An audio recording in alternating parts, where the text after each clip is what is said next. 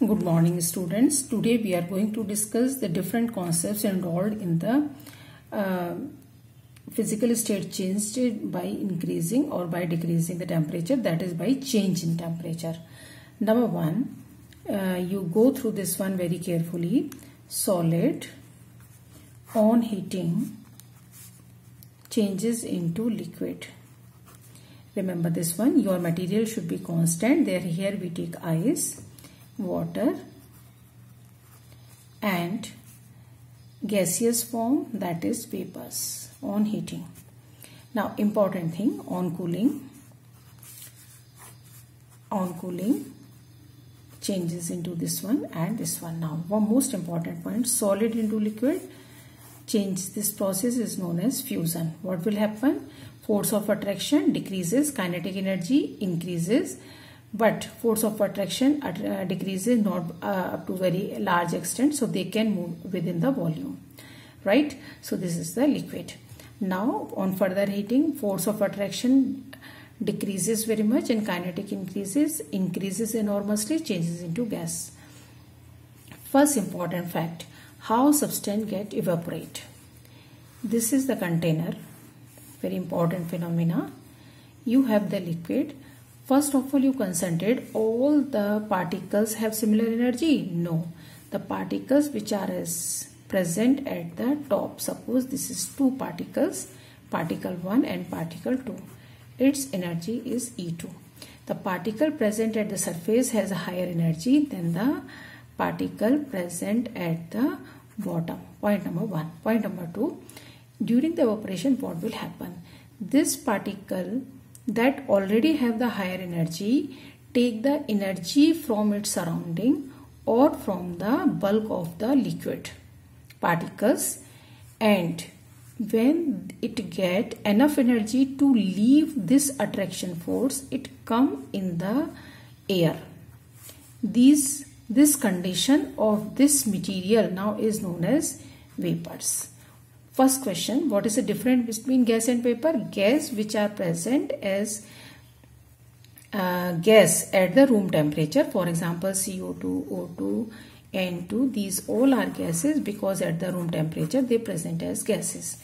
But when solid and liquid, for example water, alcohol, acetone, camphor, naphthalene balls, these are the solid and these are the liquids, come in the gaseous form on increasing the temperature or by decreasing the pressure, these are named as vapors, not the gas. These are the gaseous state of matter, but these are basically known as vapors. Out of this water is also known as steam. Now one more important phenomenon here, the particles which have highest energy leave this content or leave this bulk, so the temperature of this bulk decreases. So vaporization give cooling effect to the material. इसका मतलब जब vaporization हो जाता है तो आपका material, आपका substance cool हो जाता है, ठंडा हो जाता है. Is it clear? So what is the result of vaporization? Cooling of the material is the result of vaporization. How vaporization take place? The particle which have high energy and already higher energy in the bulk absorb energy from the surrounding and come in the air, known as vapors, and this process is known as vaporization. Now another important part, how can we measure this vapor pressure? To measure the vapor pressure, you have to follow some important guidelines. Number one, this container should be closed. Closed container, closed system means only energy can be transferred, matter cannot be transferred. So first condition to measure the vapor pressure, system should be closed. Number two, temperature should be constant. What is the reason? Because evaporation take place at each and every temperature. That's why temperature should be constant to measure the vapor pressure. So whenever you writing the vapor pressure, you will write in the parenthesis as this much temperature and pressure. Is it clear? So what are the two important conditions to measure the vapor pressure? The first is system should be closed another temperature should be constant. Why should be system closed? Otherwise these vapors will leave here and never be pressure will be exceed, and it always remain as 1 atmosphere pressure. So system should be closed to avoid escape out of the vapors, right? Now what is the practical part?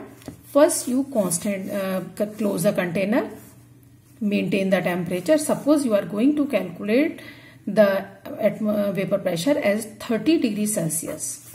So you maintain its temperature at 30 degrees Celsius. When this temperature maintained at 30 degrees Celsius, after 10 minutes of setting the apparatus, with the help of barometer, you will calculate the pressure. Pressure given by the barometer will be the vapor pressure of this liquid at room temperature pressure, that is condition 30 degree and the temperature 30 degrees Celsius, and normal conditions are normal temperature and pressure. Surrounding conditions are normal temperature pressure. You are going to measure the pressure, vapor pressure, and your taken temperature is 30 degrees Celsius. That should be the constant. Is it clear? So now another important difference between vapor and gases I already told you. Now another important point, when vapor changes into the liquid, this process is known as condensation. But when you are changing gases into the liquid, this is known as liquefaction. Condensation can take place by decreasing the temperature only, but liquefaction of the gases takes place by decreasing the temperature and by increasing the pressure. Both conditions are important. It's very important. So vapours को liquid में convert करना condensation है, लेकिन और ये केवल temperature कम करने से हो जाता है. लेकिन when you are going to convert gas into the liquid, this process is known as liquefaction, and both conditions should be controlled here, that is low temperature and high pressure. At low temperature and high pressure, gas can be liquefied. Is it clear? Similarly, if you are going to change liquid into solid, two words are used here. Number one is freezing. Number two is solidification. Now what is the difference in these two? Freezing means you keep some liquid which are present as liquid at the room temperature. समझ में आ रहा है? जो चीज room temperature पर liquid है, जब आप उसको टेम्परेचर कम करके सॉलिड में कन्वर्ट करते हो, जैसे कि वाटर को फ्रिज में रख के आइस में कन्वर्ट करते हो, this is known as freezing. लेकिन वैक्स है, रूम टेम्परेचर पे कैसा है? सॉलिड. आपने इसको हीट किया, ये मेल्ट हो गया, हीट करने पर ये मेल्ट हो गया और लिक्विफाई हो गया. Now you leave it as such. It changes into the solid. This process is known as solidification, not the freezing. So these are the differences between these terms. It's very important to note, that is what is the solidification and what is the freezing. Similarly, what is the liquefaction and what is the condensation. So these are the important concepts involved in this particular topic, right? One more important point, sublimation. When you heat solid, they directly changes into the gas, and when you cool down the gas, they directly changes into the solid. Such substances जिनमें liquid state बहुत कम समय के लिए होती है और observable नहीं होती, they are known as sublimating substances. Sublimating substances, in your syllabus you have to read benzoic acid, anthracene, phenanthracene. ये टॉयलेट में जो आप यूज करते हैं स्मेल कम करने के लिए और डिसइंफेक्टेंट के लिए, ओडोनिल वगैरह, उनके प्रोडक्ट, उनके कंटेंट हैं, उनके मटेरियल्स हैं. Naphthalene, also known as mothballs, moth repellent होते हैं और हम समर में विंटर के जो क्लोथ होते हैं उनको स्टोर करने के लिए इनका इस्तेमाल करते हैं. Next ammonium chloride. This is an inorganic compound and it is sublimating substance.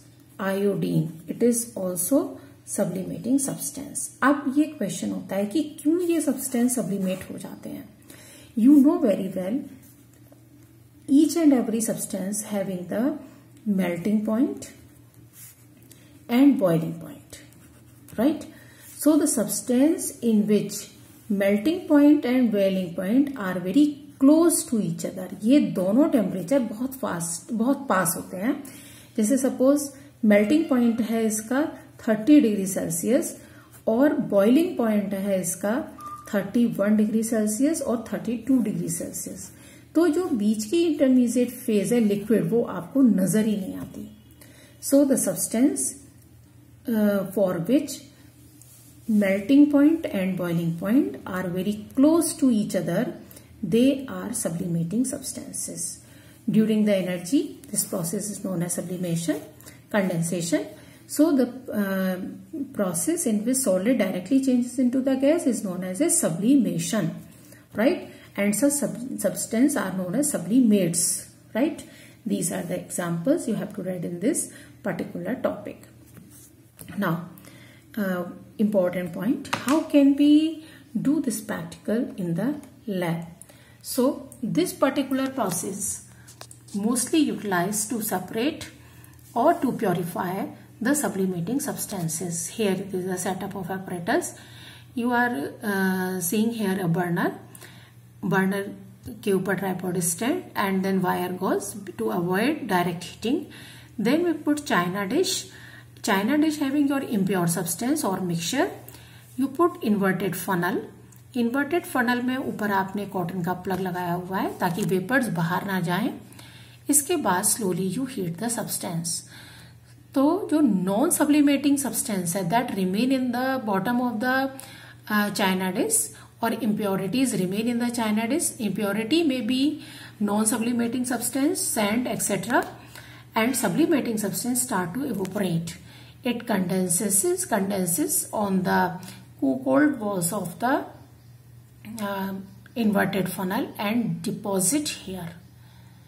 When जब वेपर्स निकलना बंद हो जाए ऑफ द बर्नर एंड इसको फनल को स्क्रैच आउट करके सीधा करके स्क्रैच आउट करके आप अमोनियम क्लोराइड को सेपरेट कर सकते हैं. तो in this way this particular process of sublimation utilized to purify the impure sublimating substances or used to separate non-sublimating substances from the sublimating substances. Thank you.